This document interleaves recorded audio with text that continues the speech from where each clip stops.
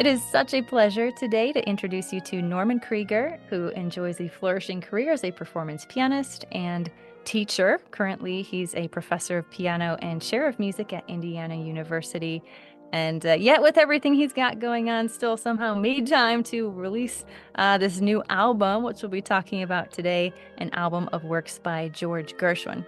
And of course, Norman, when I was looking over the track listing, you had me at Rhapsody in Blue. It's just so iconic, right? But I think the entire album our Gershwin fans are going to love. So thank you so much for taking the time to be here on Classical Conversations. My pleasure. It's great to be here. It's so nice to meet you, and thank you for your kind words. Your path in music, it's taken you all over the place. I mean, you've traveled throughout the country and throughout the world. I wondered if you could share maybe a few highlights of different places or people that you've met that you feel like helped shape that journey. Oh, sure. I mean, I have to start, of course, with my family. My parents, they were from Eastern Europe, from Poland and Russia and Germany, and they escaped Second World War, went to China, and then came to America. So music was always a part of our family. No matter what field you were going to go into, you had to study an instrument. So my grandmother made it very clear that I had to practice, whatever instrument, violin or piano, half an hour every day before I could go out and play with my friends. And so that sort of stuck. And then my mother took me to concerts, and I heard great artists like the first great musician I heard was Jascha Heifetz, the very famous violinist, which kind of changed my life because I'd never heard anybody play any instrument like that. And then I started going to concerts, hearing people like Arthur Rubinstein, Rudolf Serkin, Mstislav Rostropovich, Jacqueline Dupre, Zubin Mehta was the conductor in Los Angeles when I was growing up. So I would play for him. I got to meet people and play for people like Martha Argerich, Misha Dichter.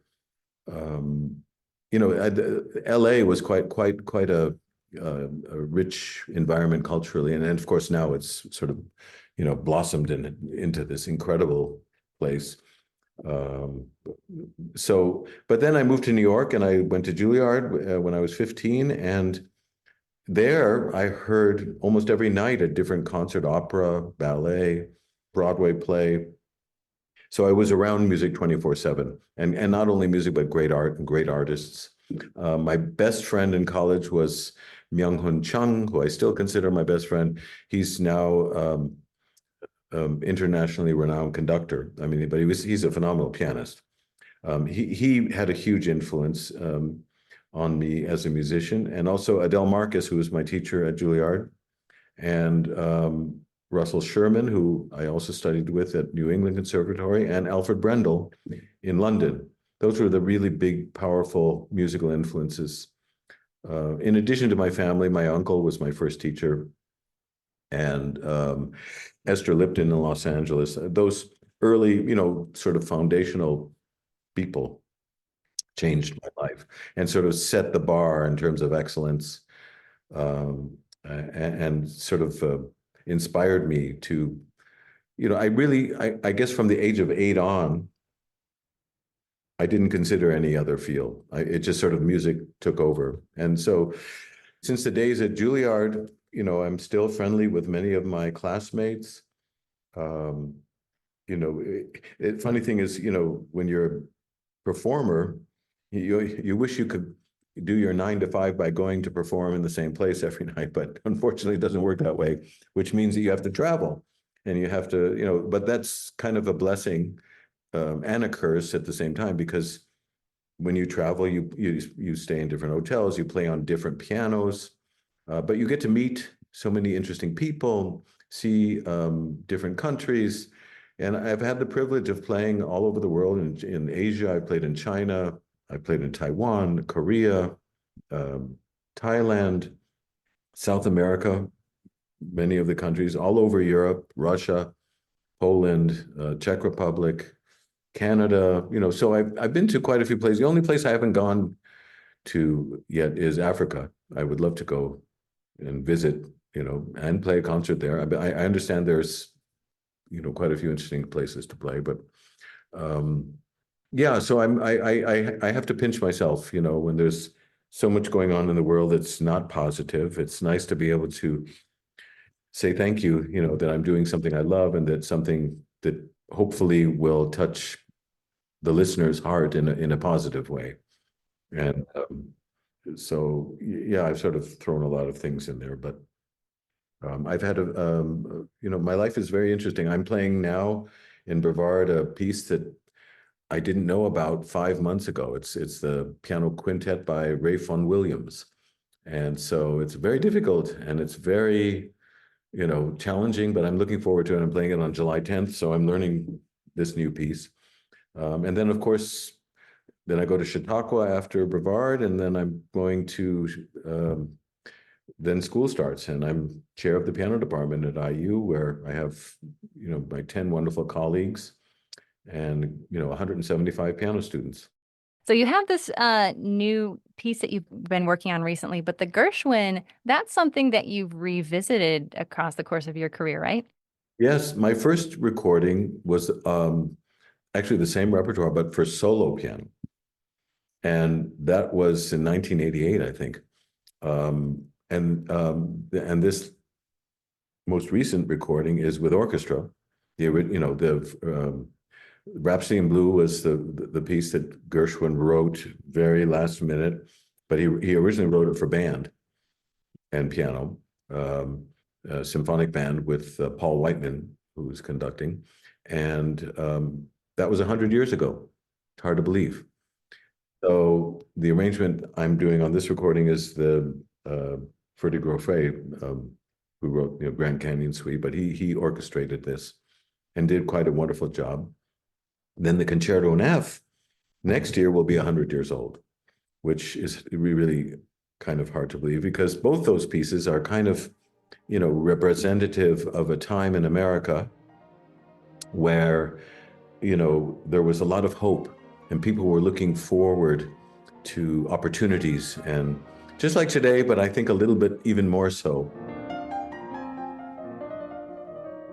And so Gershwin's music to me is all about hope, joy, compassion, dancing, singing, and a reflection of the hustle and bustle of American life in the 1920s.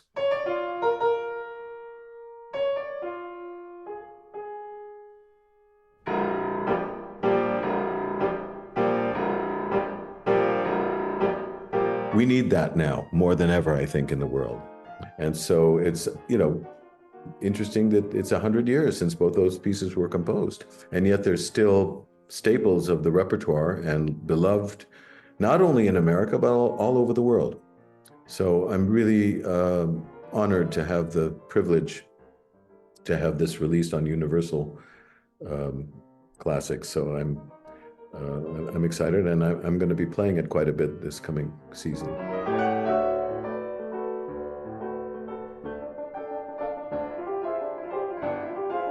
How do you feel like your techniques or even conceptualization of these Gershwin works has changed from when you first started playing to now?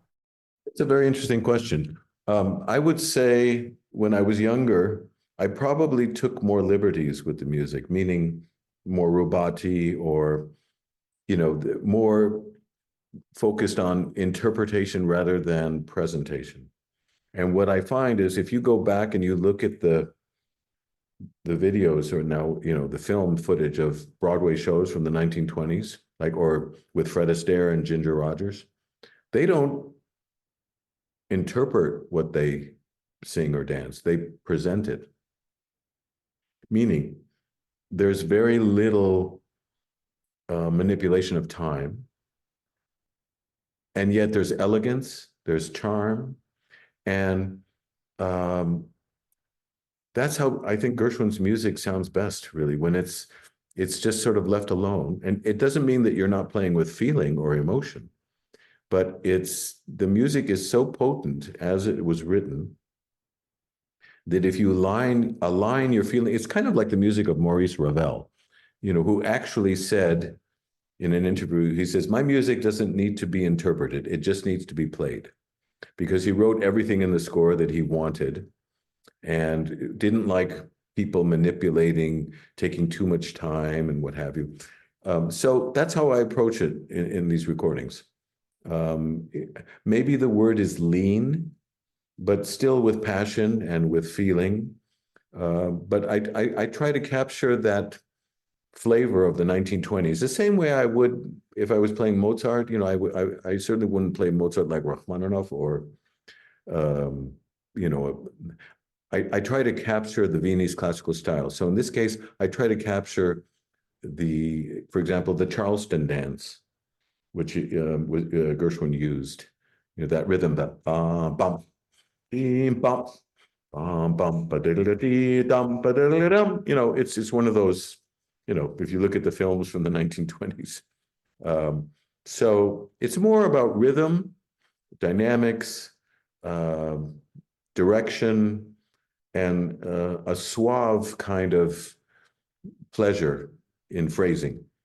If you hear Fred Astaire sing a tune from the 1920s, that's how I try to play Gershwin and how he dances. I mean, it's just so elegant, and it's not about him, in other words. It's about the message. Does that make sense? It does. Yeah. I am curious. I mean, since you do so much teaching too, I'm curious how you convey that message to your students, or to what degree for students is that just a process of discovery? I mean, if someone were to come in learning, you know, this piano concerto in F for the very first time, how much do you teach directly from your own experience versus how much do you just try to give them a nudge in the right direction?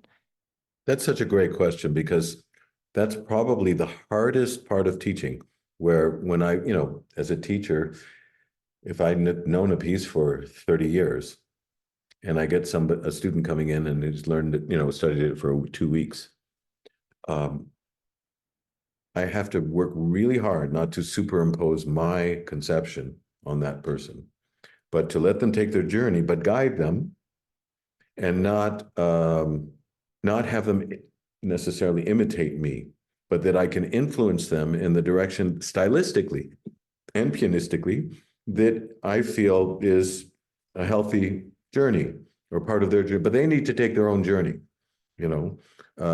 It's kind of like when I was a student at Juilliard. I remember I came to a lesson and I said to my teacher, she said, "Why are you doing that, dear, in this Chopin piece?" And I said, "Oh, I listened to Horowitz on RCA, you know." And she said, "Dear, you don't know the journey that Mr. Horowitz took to get to that conclusion.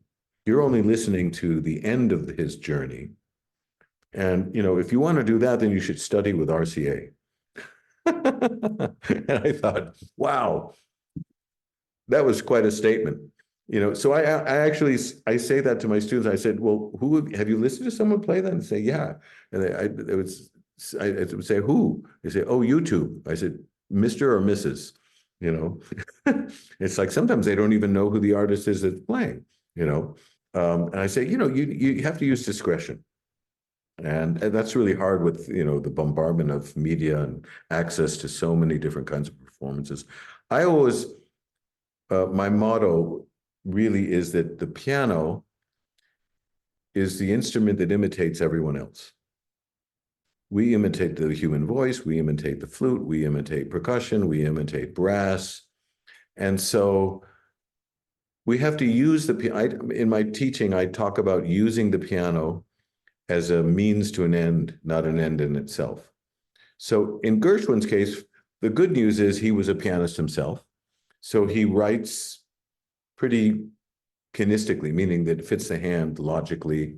And but you know, his music is it's readily accessible, you know, that's not a condescending remark. You know, the two greatest songwriters of all time, in my opinion, are Franz Schubert and George Gershwin. I mean, who writes a better tune than George Gershwin? And so, again, you know, my influence on my students is to try to give them the fundamentals of technique, structure, harmony, tempo, pulse, and to understand as much as possible what's written in the score, what the composer's intention is. Because, from my perspective and the way I was brought up musically, the music is the star, not the performer. We are servants. We are vessels for the composer.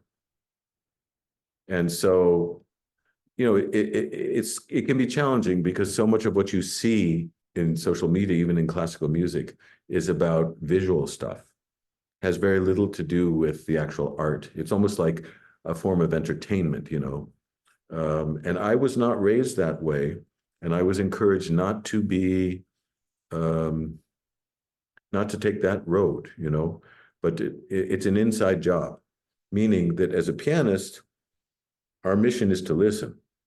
It's all about the sound for me, not about histrionics, and certainly not about it's not about the artist that's playing. I feel that very strongly, like great actors, if you see a Meryl Streep or a Sean Penn or Anthony Hopkins or Judi Dench, they're playing the characters. They're a vessel for the character they're playing. And I feel that way about great music, that we as performers should, and that's what I teach to my students, is that we should be at the service of the music. Thinking about that concept of musicians as vessels and with that mission to listen, what would you say the audience mission might be? Not to be on their cell phones and to turn their cell phones off and to actually listen, to close their eyes, and listen, at least with pianists. I mean, I'm very blessed. I have one student who's completely blind. And so he has no option but to listen. And, it's really, he sort of sets this incredibly high standard of, first of all, he can't read music. He learns it all by ear. And when he plays, it's all based on listening. And so therefore, he hears everything. And so it's amazing when I'm teaching, sometimes I'll just say to a student, you're listening about 75%. You need to make it at least 100%. And what I do myself when I practice is sometimes I'll practice under tempo, much slower, and I'll close my eyes. And I'll just focus on what I hear rather than being distracted by the keyboard or by something that's going on in the room, et cetera. And that helps me to listen. And also, it's interesting for me personally, it helps me to relax my body so that I can just focus on the sound. And all the other muscles in my body then are at the service of the tips of the fingers, which is the point of contact when you're a pianist. It's like the moment of truth happens right at the tip of the finger. It's a discipline that can actually be learned. It's not rocket science. But the problem I find with a lot of younger students in particular is, they listen to music with these AirPods or, and when I was a student at Juilliard, I saved all my money to buy a stereo system, with speakers and just having that three-dimensional kind of sound is so different than listening. No matter how good the AirPods are, it's not the same as listening to sound in a room, with really good speakers, And of course, a live concert, it's the best. Yeah, there's just nothing like that immersive experience, really. Right. Just circling back though to the Gershwin album, is there anything you would like to add that you feel listeners should know before diving into the album? No, just I hope they enjoy listening to it. I'm proud of the recording. I recorded it with my dear colleague and friend Neil Gittleman, who's the music director of the Dayton Philharmonic in Ohio, and he's done an incredible service to that community and that orchestra. I don't know if you've ever been to that hall. It's a beautiful, beautiful concert hall, and the orchestra is just really extraordinary. And he's a very special musician. No, I hope people enjoy listening to it.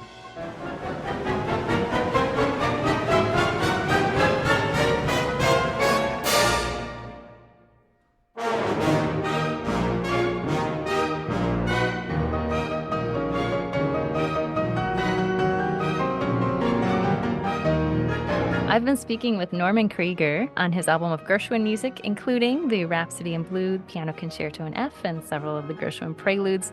And of course, this year being the centennial of the Rhapsody in Blue, there's no better time to listen, so look it up. It's called Norman Krieger Plays Gershwin. And I guess all that remains to be said is thank you to you, Norman. I appreciate you taking the time. So nice to meet you.